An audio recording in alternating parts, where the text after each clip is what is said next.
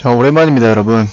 오늘부터는 이제 2단원으로 들어가게 됩니다. 2단원은 삼국시대에 대한 설명이고, 이 삼국시대, 각각 고구려, 백제, 신라, 이 세 나라가 이제 우리나라 안에서 서로, 다툼과 어떤 경쟁 속에서 성장해 나가던 시기를 삼국시대라고 합니다. 자, 먼저 첫 시간에는 우리가 고구려부터 배워보겠습니다. 고구려.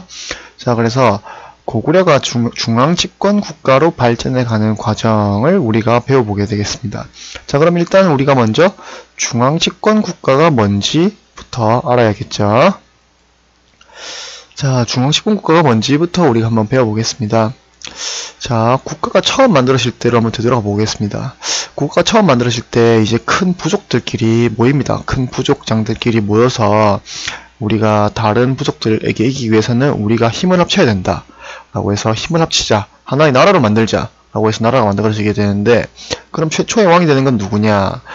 각 부족들이 모인 가운데 제일 세력이 큰 사람이 왕이 되겠죠.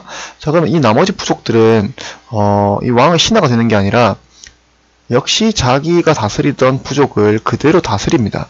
그대로 다스리면서 공동으로 외부의 적에게 대응해야 될 일이 있을 때 같이 힘을 합쳐서 대응했다가 이제 그런 일이 끝나면 다시 자기 부족이 다스리는 곳으로 돌아가서 독립적인 생활을 하게 되는데, 자, 이 왕이 이 부족들 중에서는 제일 크긴 하지만 이 나머지 부족들이 두 개만 힘을 합쳐도 이 왕보다는 더 힘이 셉니다. 그래서 초기에는 이 왕이 나머지 부족장들에 의해서 왕권이 굉장히 미약합니다. 부여에 보면 어떤 기록이 있냐면, 이제 왕이 부여가 흉년이 들었을 때 이 부족장들끼리 모여서 이제 회의를 합니다. 왜 흉년이 들었을까? 그 회의의 결과가 왕을 죽이자, 왕이 덕이 없어서 그렇다.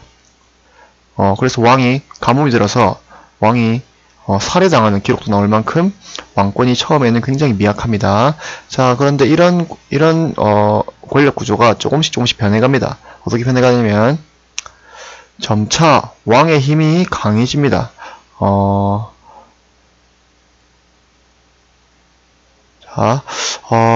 왕의 힘이 점점 강해지고 부족장들은 점차 힘이 약해지는데, 자, 이런 추세로 계속하다가 어떻게 되냐면,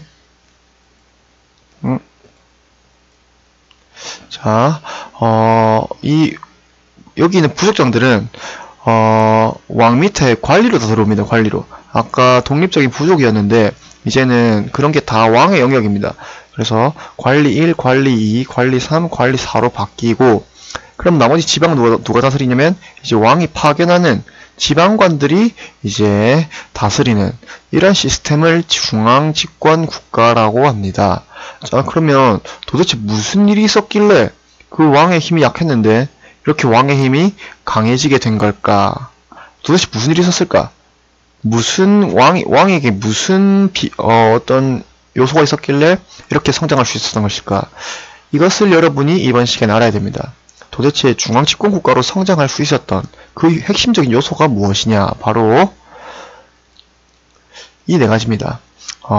첫 번째, 정복 활동을 하면서 군대를 모아서 다른 부족들, 다른 나라들을 정복하러 가면서 이 왕이 군대를 거느리게 되고, 그러면서 왕권이 점차 강해집니다. 그 다음에 율령이라는 것은 뭐냐면 중국에서 들어온 법 시스템입니다.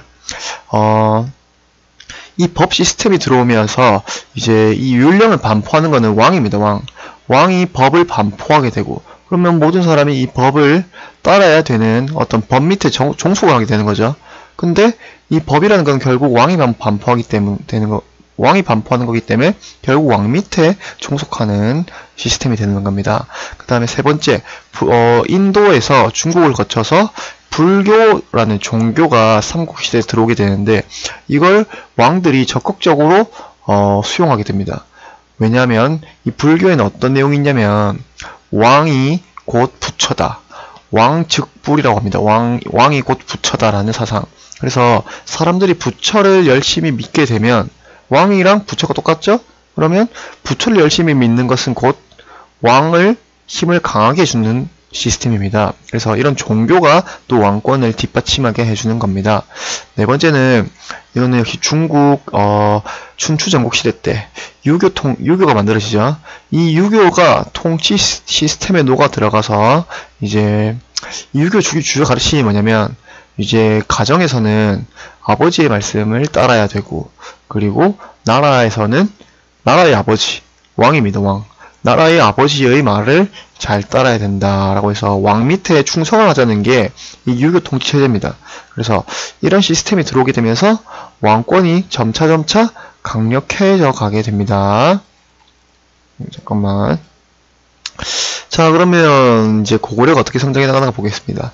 첫 번째, 우리가 고구려는 이 사람들은 부여에서 내려온 사람들입니다. 부여에서 작은 일파가 갈라져서 내려와서 건국한 나라가 고구려고, 선생님 실제 수업 시간에 고구려의 건국 신화에 대해서 조금 이야기를 해주겠습니다.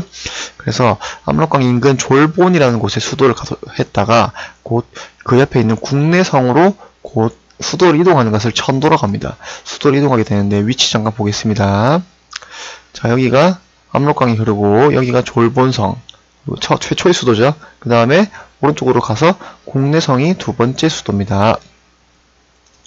자, 이런 식으로 수도를 옮기게 되고, 자, 어떻게 점차 성장해 나가냐면, 자, 1세기 태조왕 때는 옥저와 동해를 정복하게 되고, 요동지방이 어디냐면 여기에 랴오허라는 강이 흐르죠. 이게 한자로 쓰면 요하라는 강입니다. 요하라는 강. 우리가 이 강을 기준으로 이 강의 동쪽에 있는 땅, 이 땅을 요동이라고 부릅니다. 그 다음에 요하의 서쪽, 이곳을 요서라고 부릅니다. 우리가 삼국시대를 공부하기 위해서는 이 정도 지명 반드시 알아야 됩니다. 여기가 요동반도입니다. 요동반도. 요동, 요서라는 점. 자, 그래서 이제 점차 영토를 넓혀가고 4세기 초에 미천왕 때가 되면 이제 남쪽으로는 대동강 지역까지 진출을 하게 되고 역시 요동지방을 차지하게 됩니다. 자, 근데 이제 4세기 중반에 되면서 위기가 옵니다. 이 고구원 왕이라는 왕이 되면 이 왕이 백제의 근초고 왕의 공격으로 싸우다가 싸움 도중에 죽게 되는 전사를 하는, 왕이 싸움 도중에 죽는다는 거 엄청나게 큰 손실이죠. 자, 그래서 이런 큰 위기를 이제 소스림 왕이라는 왕이 극복해 나가게 되는데 반드시 우리가 기억해야 될 왕입니다. 시험에 무진장 자주 나옵니다. 자, 이 소스림 왕이 불교를 받아들이고 중국으로부터 받아들입니다. 불교를 수용하게 되고 율령을 반포하고 태학이라는 것을 설립하는데, 이 태학이 뭐냐면 유교를 공부하는 학교입니다. 왕이 유교 공부하는 학교를 만든다라는 것은 그만큼 유교를 강력하게 고구려에서 받아들이겠다라는 어떤 의지를 보여준다고 할 수 있습니다. 그래서 소수림왕은 이 고구려 중앙집권 체제를 완성시키는 어떤 가장 중요한 핵심적인 왕이 되겠습니다. 그래서 이런 정복활동과 이런 불교, 율령, 태학, 설립, 이런 요소들로 인해서 고구려에서 중앙집권 체제가 완성되어 가면서 왕권이 점차 강화되어 간다고 볼 수 있겠습니다. 자, 그래서 고구려 사회 모습을 보면 이제 이 국가 중대사를 결정하는 제가회의라는 최고 귀족들이 모이는 회의가 있습니다. 이름은 제가회의라고 하고, 이런 최고 귀족들의 회의는 고구려뿐만 아니라 백제나 신라에도 여전히 똑같이 나타납니다. 이름만 다를 뿐이지. 그래서 고구려는 제가회의라는 회의라는 거, 그리고 대대로라는 관직명 우리가 기억해둘 필요 있습니다. 고구려에서 가장 높은 관직을 대대로라고 부릅니다. 그 다음에 이 고구려에서 우리가 보통 예전에 다 농사를 짓죠. 농사를. 그러면 항상 백성들이 제일 어려움을 겪는 때가 언제냐면 봄입니다. 봄은 이제 씨를 뿌리기 때문에 가치를 뿌리기 때문에 아무것도 먹을 게 없죠. 식량이 부족합니다. 그래서 나라에서 이 백성들에게 봄에 곡식을 빌려줍니다. 그 다음에 이 빌려준 곡식을 가을에 추수를 하면 백성들이 그때 다시 갚는 어떤 백성들을 도와주는 제도를 고구려에서 운영했다라는 점, 그 제도 이름이 진대법이라고 합니다. 자, 그래서 여기까지가 고구려에 대해서 배워보았고, 우리가 실제 수업 시간에 만나서 더 공부해 보도록 하겠습니다.